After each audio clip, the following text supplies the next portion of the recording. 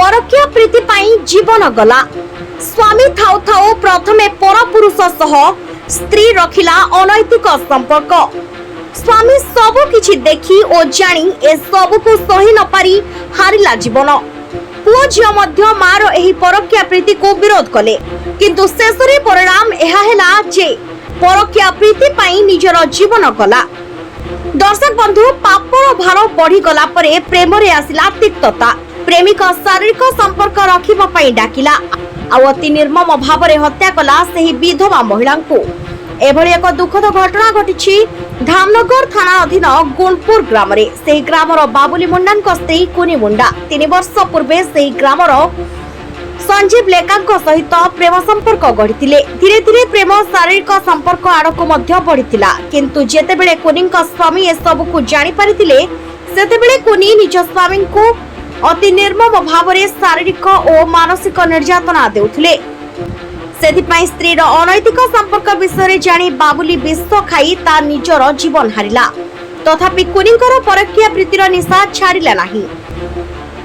निरंतर भावरे कुनी संजीव सह शारीरिक संपर्क रखी चलीथिले। आ एहारी भितरे कुनीकर पिला माने मध्य ए सब जानी कुनी को बारण कले, किंतु कुनी को प्रेम निशा एते घारिथिला जे से कहा कथा मध्य सुनिबा पई राजी नथिले। गतकाली संजीव कुनी को फोन करी बण को डाकिथिले एवं कुनी मध्य प्रेमिकर डाक पाई ता पाखकु जाइथिले, किंतु 8 रु 10 घंटा समय परे मध्य जेतेबेले कुनी घर को फेरी नथिले कुनीर पिला माने व्यस्त विव्रत होई कुनी को खोजिथिले। जेहेतु पिला माने मार नष्ट चरित्र विषय जानिथिले, तेनु खोजा खोजी परे घर निकट रे थिबा बण को संदेह रे जाइथिले एवं सेठारे जहा देखिले सेथिरे तांको गोड़ तळु माटी खसी जाइथिला। कुनीଙ୍କ मृतदेह बणरे झुलंता अवस्था पड़िथिबा पिला माने देखिबा परे संगे संगे एम्बुलेंस जोगे कुनीଙ୍କୁ भद्रक मुख्य चिकित्सालय को आनिथिले एवं डाक्टर तांको मृत घोषणा करथिले। परे कुनीଙ୍କ ज्वाई और पुओ संपूर्ण घटना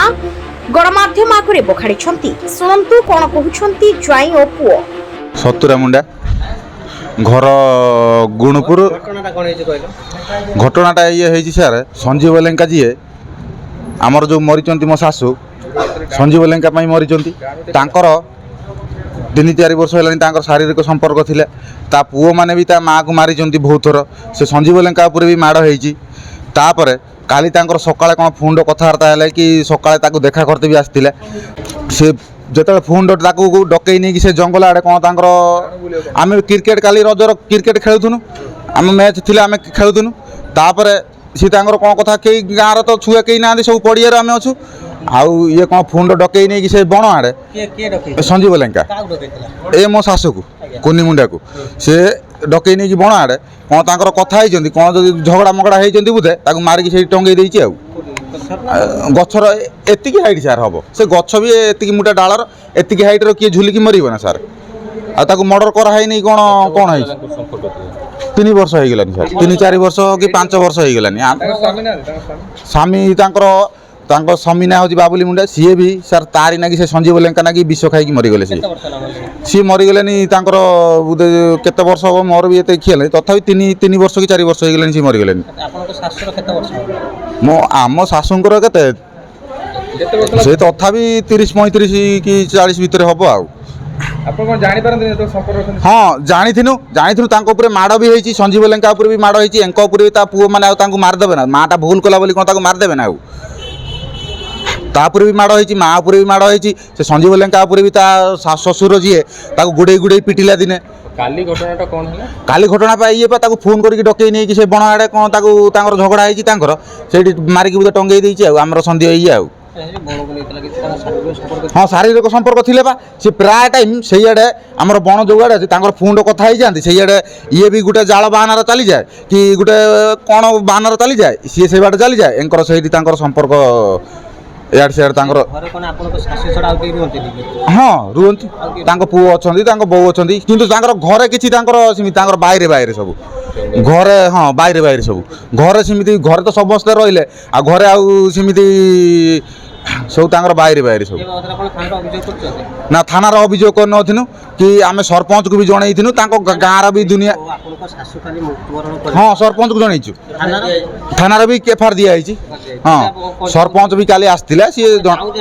आम निया चाहूँ गोविंद मुंडा पंचायत होची आमर जलमुंडिया धामनगर थाना घटनाटा कौन हो संजीव लंका सकाଳେ आसला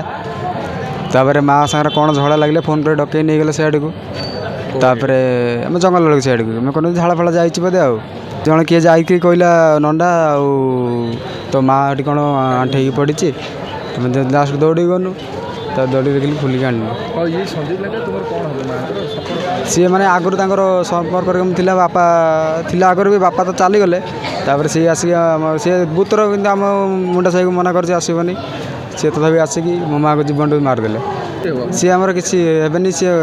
कौन